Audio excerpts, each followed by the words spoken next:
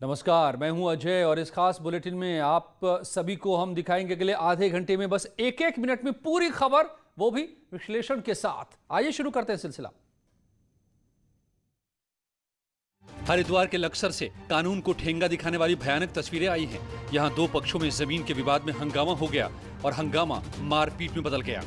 दोनों तरफ से लाठी, डंडे, लात, घूंसे, यहां तक कि पत्थर और ईंट भी चले और खूब मारपीट हुई। इस पूरे संग्राम में 18 से ज्यादा लोग जख्मी हो गए। 3 महिलाएं भी इनमें शामिल हैं। ये पूरी घटना खानपुर थाना इलाके के ब्राह्मणवाला गांव की है। काफी देर तक ये बवाल यहां होता रहा। घायलों में कुछ की हालत बेहद गंभीर बताई जा रही है। अब ये वीडियो सोशल मीडिया पर भी वायरल हो रहा है। बलिया में युवक की पिटाई के बाद जमकर बवाल हुआ। गुस्साई भीड़ ने पुलिस टीम पर पथराव किया। ईंट और पत्थर उठाकर पुलिस की ओर फेंके गए। साथ ही भीड़ ने पुलिस चौकी में भी तोड़फोड़ की।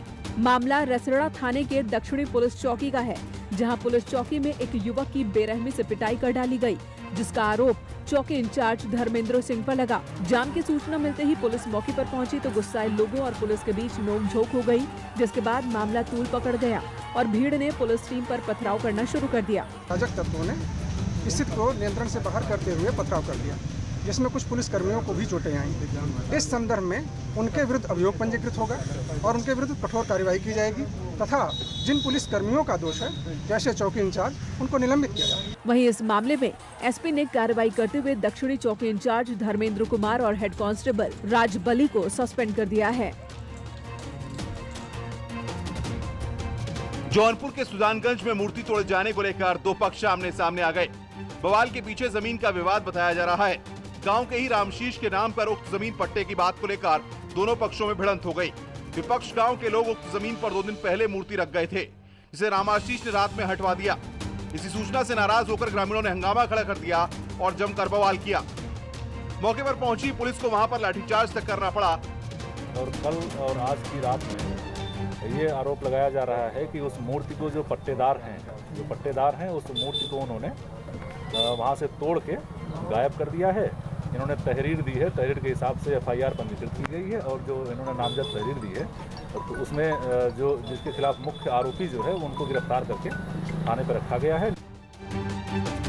मछली शहर बदलापुर सर्किल के पुलिस फोर्स ने मौके पर पहुंचकर लोगों को समझाने की कोशिश की, लेकिन लोग नहीं माने, जिसके बाद हल्का बल प्रयोग करना पड़ा। कानपुर में 2 युवतियों का हाई वोल्टेज ड्रामा देखने को मिला, जहां बीच सड़क पर दोनों लड़कियों में विवाद हो गया। देखते ही देखते दोनों एक दूसरे से लड़ने लगी और फिर मारपीट शुरू कर दी। मामला पनकी थाना इलाके के शताब्दी नगर का है। लड़कियों की लड़ाई की सूचना पर पुलिस मौके पर पहुंची और दोनों युवतियों को थाने ले गई। लड़कियों की मारपीट का वीडियो सोशल मीडिया पर वायरल है। उधर बुलंदशहर में बाइक भिड़ने को लेकर दबंग ने बाइक सवार की जमकर पिटाई कर डाली। घटना 3 दिन पुरानी बताई जा रही है, लेकिन पुलिस ने अभी तक मारपीट कर रहे युवक के खिलाफ कोई कार्रवाई नहीं की। मामला बुलंदशहर के सिकंदराबाद का है, जहां एक गाड़ी को बाइक ने टक्कर मार दी थी, जिससे दबंग का गुस्सा भड़क उठा और उसने बाइक सवार को थप्पड़ जड़ दिए। वहीं बाराबंकी के असनंदरा थाना इलाके के देवीगंज चौराहे में भी जमकर बवाल हुआ। यहाँ पर दबंगों ने प्रधान प्रतिनिधि पर जमकर लाठी डंडे बरसा डाले। दबंग लाठी डंडे से शख्स को पीटते रहे, लेकिन लोगों की भीड़ केवल तमाशबीन बनी रही। उधर मारपीट की घटना के बाद पुलिस आरोपियों की तलाश में जुट गई है। अलीगढ़ विकास प्राधिकरण यानी एडीए में तैनात एक जूनियर इंजीनियर का रिश्वत लेने का वीडियो वायरल हो रहा है। मोबाइल से बनाए गए इस वीडियो में जेई दूधनाथ वर्मा अपने दफ्तर में 1.5 लाख रुपए की रिश्वत लेते हुए दिखाई दे रहे हैं। बताया जा रहा है कि जो व्यक्ति जेई को पैसे दे रहा है वो प्राधिकरण के उपाध्यक्ष मनमोहन चौधरी का ड्राइवर है। वीडियो वायरल होने के बाद प्राधिकरण के उपाध्यक्ष मनमोहन चौधरी ने अपने ड्राइवर और जेई को पद से हटा दिया और दोनों के खिलाफ विभागीय जांच के लिए टीम बना दी। टीम रिश्वत लेने वाले वीडियो की जांच के बाद 1 हफ्ते में अपनी रिपोर्ट देगी। जो प्रकरण है ये हमें हमारी संज्ञान में रात में आया था, तो इसमें मैंने ओएसडी जो पीसीएस अधिकारी हैं उनको जांच अधिकारी बना दिया हूँ। 1 सप्ताह में उनसे रिपोर्ट मांगा हूँ और जो संबंधित हमारे अवर अभियंता से संपूर्ण काम हटा लिया गया है, कार्य से विरत कर दिया गया है और ड्राइवर को हटा करके कार्यालय अटैच कर दिया गया। बतोल के कंडा कड्डी दा स्पीकरां ते बोल के स्कूल में हुक्का बार। बतोल के कंडा कड्डी सुनकर आपको यकीन नहीं होगा, लेकिन ये सच है। बुलंदशहर में एक सरकारी स्कूल में कुछ लोगों ने हुक्का पीते वीडियो वायरल होने पर हंगामा मचा। सरकारी स्कूल की ये तस्वीरें बताई जा रही हैं। तस्वीरों में आप देख सकते हैं कि किस तरह से लोग गाने बजाकर महफिल सजा रहे हैं और धुएं के छल्ले उड़ा रहे हैं।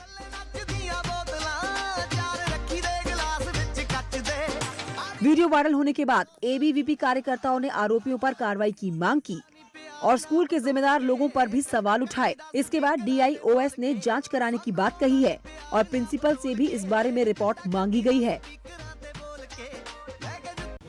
बागपत में ऑनलाइन क्लास के लिए हाई स्कूल के छात्रों के बनाए गए ग्रुप में अश्लील वीडियो पोस्ट करने से हड़कंप मच गया, जिसके बाद गुस्साए अभिभावकों ने ऐसे छात्रों के खिलाफ कार्रवाई की मांग को लेकर स्कूल पहुंचे और खूब हंगामा किया।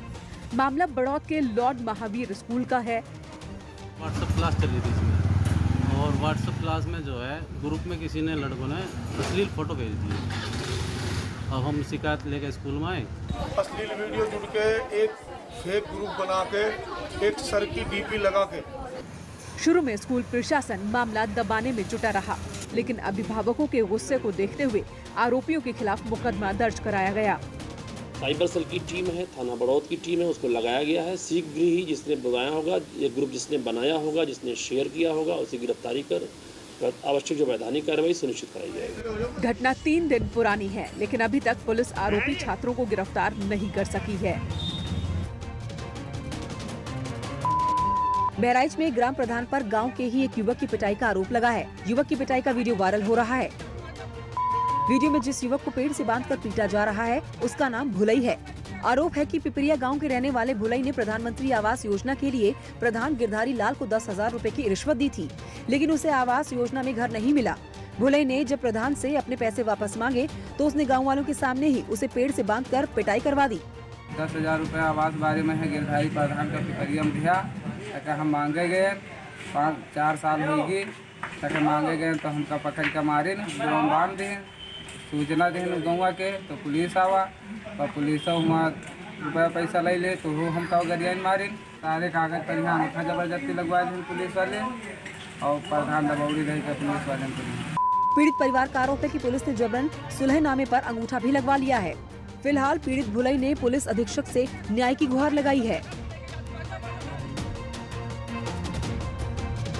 पूरे उत्तर भारत की तरह संगम नगरी प्रयागराज में भी नदियां उफान पर हैं। गंगा और यमुना का जलस्तर तेजी से खतरे के निशान के करीब पहुंचता जा रहा है। कई घाट नदी में समा चुके हैं। आम दिनों में नदी का जो किनारा 1.5 किलोमीटर की दूरी पर मिलता था, वो अब करीब आ चुका है। जिन जगहों पर वाहन फर्राटा भरते थे, वहां आज नावें चल रही हैं। संगम किनारे की अस्थायी दुकानें और झोपड़ियां पानी में समा चुकी हैं। प्रदेश के कई जिलों में बाढ़ ने कहर बरपा रखा है और संगम नगरी प्रयागराज में भी गंगा और यमुना दोनों ही नदियां उफान पर हैं। गनीमत है कि अभी तक पानी आबादी वाले इलाकों तक नहीं पहुंचा, लेकिन जो श्रद्धालु यहां पहुंच रहे हैं उन्हें जरूर परेशानी हो रही है। हालांकि प्रयागराज के लोग प्रार्थना कर रहे हैं कि नदी का स्तर और बढ़े, और इसके पीछे की वजह एक पुरानी मान्यता है, जिसके मुताबिक गंगा हनुमान जी का अभिषेक करने हर साल आती हैं और फिर लौट जाती हैं।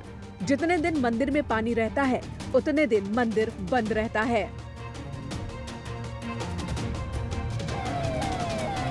उत्तर प्रदेश के 430 से ज्यादा गांव बाढ़ से प्रभावित हैं, जबकि 178 गांव पूरी तरह जलमग्न हैं। राज्य सरकार की ओर से जारी फ्लड बुलेटिन के मुताबिक पिछले 24 घंटे में 100 से ज्यादा गांव में बाढ़ का पानी उतर चुका है। राज्य सरकार ने बाढ़ से निपटने के लिए स्थानीय प्रशासन को निर्देश दिए हैं। आपदा प्रबंधन के जो कंट्रोल रूम बनाए गए हैं, वो पूर्व की भांति ही निरंतर 24 घंटा खुलेंगे और 24 घंटा काम करेंगे। किसी भी प्रकार की कोई सूचना आती है। दरअसल पहाड़ों में पिछले दिनों हुई भारी बारिश की वजह से राज्य की कई नदियां घाघरा, राप्ती, शारदा और गंडक उफान पर हैं। आसपास के गांव में बाढ़ का पानी घुसने की वजह से लोग मुश्किल में हैं। वाराणसी में तो गंगा का पानी घाटों तक कब्जा जमा चुका है। घाट, गलियां और मंदिर सब डूब गए हैं। इसकी वजह से अब घाट पर होने वाले अंतिम संस्कार गलियों में करने पड़ रहे हैं। 100 जलाने के लिए बाढ़ आ गई है तो वही गली में जल रहा है, और सरकार इसके ऊपर कहीं ध्यान दे तो प्लेटफार्म बना सकते हैं। पूरा प्लेटफार्म डूब गया है क्या? पूरी डूब गई है घाट एकदम। वाराणसी में लगातार बढ़ रहे जलस्तर की वजह से गंगा वार्निंग लेवल से करीब 1.5 मीटर ही नीचे है। मुख्यमंत्री योगी आदित्यनाथ ने अयोध्या के विकास को लेकर जरूरी दिशा निर्देश दिए हैं। विकास कार्यों की समीक्षा के बाद मुख्यमंत्री योगी आदित्यनाथ ने अधिकारियों को ये निर्देश दिए हैं। सीएम ने कहा कि अयोध्या को सोलर सिटी के रूप में विकसित किए जाने की आवश्यकता है। वर्तमान राज्य सरकार अयोध्या में मूलभूत पर्यटन सुविधाओं सहित समग्र विकास के लिए प्रतिबद्ध है। अयोध्या के विकास में और गति लाने के लिए हर स्तर पर त्वरित निर्णय लिए जाएं। सभी परियोजनाओं को निर्धारित समय सीमा में पूरा करें। गुप्तार घाट से नए घाट तक रिवर फ्रंट विकसित करने की भी बात सीएम ने की है। अयोध्या में मल्टीलेवल पार्किंग ऐसी हो जिससे इसका व्यावसायिक उपयोग किया जा सके। बिजली के तारों को अंडरग्राउंड करने की कार्यवाही तेजी से संचालित करने के निर्देश मुख्यमंत्री ने दिए हैं। साथ ही अयोध्या में हवाई अड्डे के निर्माण के लिए भूमि अधिग्रहण की कार्यवाही में तेजी लाने के निर्देश सीएम ने दिए हैं। मऊ में बाहुबली मुख्तार अंसारी के बाद उसके गुर्गों पर पुलिस की कार्रवाई जारी है। पुलिस ने बाहुबली मुख्तार के सहयोगी और अवैध वसूली गैंग के सरगना सुरेश सिंह की 1 करोड़ से ज्यादा की संपत्ति को सीज कर दिया है। पुलिस ने गैंगस्टर एक्ट के तहत ये कार्रवाई की। जिले में इस तरह से ये सुरेश सिंह जो कि इन अवैध वसूली गैंग के सदस्य थे, इन पे एक प्रभावी कार्रवाई की मऊ पुलिस द्वारा की गई है और इनकी सारी गाड़ियां, जो शेष गाड़ियां और है, 28 गाड़ियों का सीजर जिलाधिकारी मऊ के यहाँ से प्राप्त हुआ था। पुलिस ने माफिया सुरेश सिंह की 9 गाड़ियां जब्त की हैं, जिसमें बस, कार और मोटरसाइकिल भी शामिल है, जिनकी कुल कीमत 1 करोड़ 5 लाख रुपए आंकी गई है। पुलिस अब वसूली गैंग के दूसरे सदस्यों पर भी कार्रवाई करने जा रही है। यूपी में योगी सरकार ने माफियाओं के खिलाफ अभियान छेड़ रखा है और माफियाओं की अवैध संपत्तियों को जब्त किया जा रहा है। यूपी में अपराधियों पर योगी सरकार का चाबुक जारी है। अपराध से अर्जित संपत्तियां कुर्की जा रही हैं। इस फहरिस्त में नया नाम कमलेश पाठक का जुड़ गया है। औरैया में समाजवादी पार्टी के एमएलसी कमलेश पाठक और उनके 2 भाइयों की 50 करोड़ की ज्यादा संपत्ति जब्त की जाएगी। इसके लिए औरैया, कानपुर नगर और कानपुर देहात में सभी संपत्ति को चिन्हित करके शासन को रिपोर्ट भेज दी गई है। कोतवाली थाना क्षेत्र में मार्च में हुई घटना जिसमें अधिवक्ता और उसकी बहन का डबल मर्डर हुआ था और तत्कालीन एमएलसी कमलेश पाठक और उनके भाई वो परिजन जेल गए थे। उसी में गैंगस्टर की कार्रवाई करी गई है और संपत्ति जब्तीकरण की रिपोर्ट भेजी गई है। अभी तक की जितनी संपत्तियां हम तस्दीक कर पाए हैं इस गैंग की, वो 50 करोड़ से ज्यादा की है। कमलेश पाठक और उनके दोनों भाई 16 मार्च को हुए वकील और चचेरी बहन की डबल मर्डर के आरोप में जेल में बंद हैं। जमीन विवाद को लेकर नारायणपुर में इस डबल मर्डर को अंजाम दिया गया था। देवरिया के मझौलीराज नगर पंचायत में 70 लाख रुपए के घोटाले का मामला सामने आया। आरोप पंचायत चेयरमैन और अधिशांसी अधिकारी पर हैं, जिसकी शिकायत स्थानीय लोगों ने प्रशासन में की है। लोगों का आरोप है कि पालिका चेयरमैन और ईओ ने चहेतों को ठेका दे दिया, जिन्होंने काम के नाम पर महज खाना पूर्ति की। तमाम जगह बिना काम का बिल वाउचर लगा कर पेमेंट कराए हैं लोग। तमाम रोडें हैं। शिकायत पर डीएम ने जांच बिठाई, जिसमें सड़क निर्माण और बिजली के काम में सरकारी पैसे की बंदरबाट का खुलासा हुआ। अब मामले को लोकायुक्त को भेजा गया है। मझौलीराज की जांच हुई है और उसमें कई तरह की कमियां पाई गई थी और उसमें 70 लाख की गड़बड़ी की जो है लिखापढ़ी में जो हम लोगों को मिला, ऑडिट भी कराया गया। उसके बाद लोकायुक्त, माननीय लोकायुक्त उत्तर प्रदेश को, चूँकि जांच वहीं से प्रस्तावित थी, तो हम लोगों ने उसको करके भेज दिया। यूपी में गुरुवार का दिन सड़क हादसों से भरा रहा। रफ्तार ने कई लोगों की जान ले ली। बस्ती के हरैया थाना इलाके में हिट एंड रन का मामला सामने आया, जहां एक ट्रक ने 5 मजदूरों को रौंद डाला। ट्रक चालक मौके से फरार हो गया और इस पूरे हादसे में 3 मजदूरों की मौके पर ही मौत हो गई, जबकि 2 की हालत गंभीर बनी है। ये मजदूर पैदल ही काम से वापस लौट रहे थे। बाकी 5 लोग हाईवे पे पैदल आ रहे थे, तब तक पीछे से एक ट्रक ने टक्कर मार दी, जिसमें 3 लोगों की मृत्यु हो गई। उधर कन्नौज में आगरा लखनऊ एक्सप्रेस वे पर एक डबल डेकर बस डिवाइडर से टकराने के बाद सड़क पर पलट गई, जिससे बस में सवार 30 यात्री घायल हो गए। बताया जा रहा है कि हादसा ड्राइवर को नींद की झपकी आने के बाद हुआ, जिससे बस डिवाइडर से टकराई और बस का टायर फट गया। हादसे के बाद मौके पर घायलों की चीख पुकार मच गई। सूचना मिलते ही पुलिस मौके पर पहुंची और घायलों को अस्पताल पहुंचाया गया। वहीं लखनऊ ग्रामीण में भी रफ्तार का कहर देखने को मिला, जहां इंटौजा थाना इलाके में एक तेज रफ्तार कार सड़क किनारे खड़े ट्रक में जा घुसी, जिससे कार सवार 2 युवकों की मौके पर ही मौत हो गई। जौनपुर में भी तेज रफ्तार का कहर देखने को मिला, जहां मछली शहर रायबरेली हाईवे पर एक स्कॉर्पियो कार खाई में पलट गई, जिसमें कार चालक समेत 3 लोगों की मौके पर दर्दनाक मौत हो गई, जबकि हादसे में 6 लोग जख्मी हो गए, जिनमें 4 की हालत गंभीर देखते हुए हायर सेंटर के लिए रेफर कर दिया गया है। हादसा जवनसापुर गांव के पास हुआ। बताया जा रहा है कि कार ड्राइवर शराब के नशे में था। कार सवार लोग प्रतापगढ़ से वापस लौट रहे थे। वहीं शाजापुर में एक बेकाबू ट्रक ने बाइक सवार माँ बेटे को रौंद डाला, जिसमें मां की मौके पर ही दर्दनाक मौत हो गई, जबकि बेटा अस्पताल में जिंदगी और मौत की जंग लड़ रहा है। हादसा फर्रुखाबाद बदायूं हाईवे पर हुआ। वहीं हादसे के बाद ट्रक चालक मौके से ट्रक को छोड़कर फरार हो गया। पुलिस ने ट्रक को कब्जे में ले लिया है। फर्रुखाबाद में ट्रक और डंपर में भी आमने सामने टक्कर हो गई। टक्कर बेहद जोरदार थी, जिसमें दोनों गाड़ियों के ड्राइवर समेत 3 लोग घायल हो गए। टक्कर से डंपर के परखच्चे उड़ गए। हादसा कायमगंज बाईपास पर जसमई के पास हुआ। नोएडा के सेक्टर 62 में एक बीटेक के छात्र से कार लूटने का मामला सामने आया। घटना बुधवार रात की है। बताया जा रहा है कि सेक्टर 62 के एक पार्क में बदमाशों ने कार सवार छात्र अक्षय कालरा को रोका, जिसके बाद छात्र ने बदमाशों का विरोध किया तो बदमाशों ने उसके सिर पर तमंचे की बट से वार कर दिया। छात्र घायल होकर जमीन पर गिर गया और बदमाश उसकी कार लूटकर फरार हो गए। रात को गश्त कर रही पुलिस ने जब छात्र को जमीन पर पड़ा देखा तो उसे इलाज के लिए पास के अस्पताल में भर्ती कराया गया, जिसके बाद पुलिस ने पूरे मामले की जानकारी ली।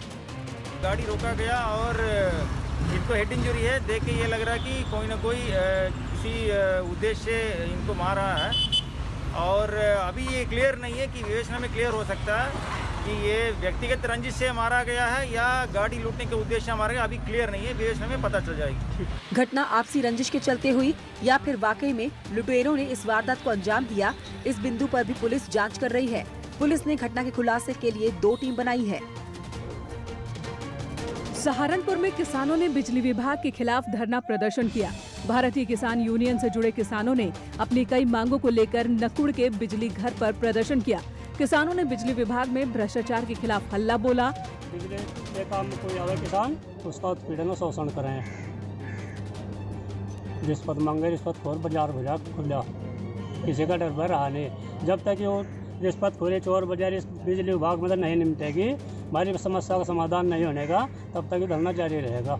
इस दौरान किसानों ने जर्जर हो चुकी बिजली लाइनों को बदलवाने, बिजली के खंभों की दूरी कम करने, घरेलू कनेक्शन के लिए सौभाग्य योजना दोबारा से शुरू करने की मांग की। वहीं किसानों ने बिजली विभाग को 2 टूक कहा कि जब तक उन्हें गन्ने का बकाया भुगतान नहीं हो जाता है, तब तक किसान बिल जमा नहीं करेंगे।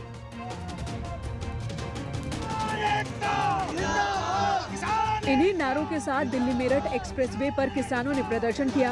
मुआवजे की मांग को लेकर कई गांवों के सैकड़ों किसान NH9 पर इकट्ठा हुए और जमकर नारेबाजी की।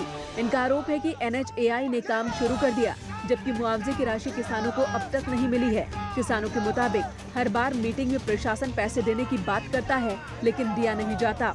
एक तरफ तो प्रशासन ये कहते हैं कि किसानों को उसकी जमीन का डबल मूलधन मिलेगा, ये सरकार कहती है। एक तरफ जमीन, किसानों की जमीन में भूमाफिया की तरह आप कब्जा कर रहे हो। किसानों के मुताबिक डीएम ने इन्हें भरोसा दे रखा था कि जब तक मुआवजा नहीं दे दिया जाता, जमीन पर काम शुरू नहीं होगा, लेकिन डीएम अपने वादे से मुकर गए। जैसे ही किसानों को NHAI की ओर से काम शुरू होने की खबर मिली, किसान एकत्र हो गए। फिर पुलिस भी मौके पर पहुंची और किसानों को समझा बुझा कर वापस भेजा। हालांकि आक्रोशित किसान आर पार के मूड में हैं। अयोध्या के श्री राम एयरपोर्ट के विस्तारीकरण के लिए जमीन अधिग्रहण को लेकर किसानों ने प्रशासन के खिलाफ मोर्चा खोल दिया। सर्किल रेट में असमानता को लेकर किसानों ने जमीन देने से इनकार कर दिया है। किसानों के समर्थन में कांग्रेस और समाजवादी पार्टी भी उतर आई है, जिससे पूरा मामला अब सियासी हो गया है। दरअसल एयरपोर्ट के लिए जनोरा, नंदापुर, धर्मपुर गाँव की जमीनों का अधिग्रहण होना है, लेकिन धर्मपुर गाँव के किसान सर्किल रेट से नाराज हैं और जनोरा, नंदापुर गाँव के समान मुआवजे मांग रहे हैं। सरकार नहीं मानती तो हमारा धरना चलता रहेगा। उधर कांग्रेस के प्रदेश अध्यक्ष अजय लल्लू किसानों से मिलने के लिए अयोध्या जा रहे थे, जिन्हें बाराबंकी में पुलिस ने रोक लिया। इस दौरान कांग्रेस कार्यकर्ताओं और पुलिस में तीखी नोकझोंक भी देखने को मिली। अगर 70 लाख रुपए बीघा की जमीन दूसरे को दिया जा रहा है, दूसरे गाँव को, तो उन लोगों को भी 70 लाख का मुआवजा दिया जाना चाहिए। वहीं अयोध्या में कोरोना प्रोटोकॉल तोड़ने पर पुलिस ने कांग्रेस के जिला अध्यक्ष अखिलेश को गिरफ्तार कर लिया है। तो क्या अब अयोध्या में शुरू होगी मुआवजे वाली सियासत? देखना होगा। लेकिन यहां पर जारी है खबरों का सिलसिला कुछ ही पलों में।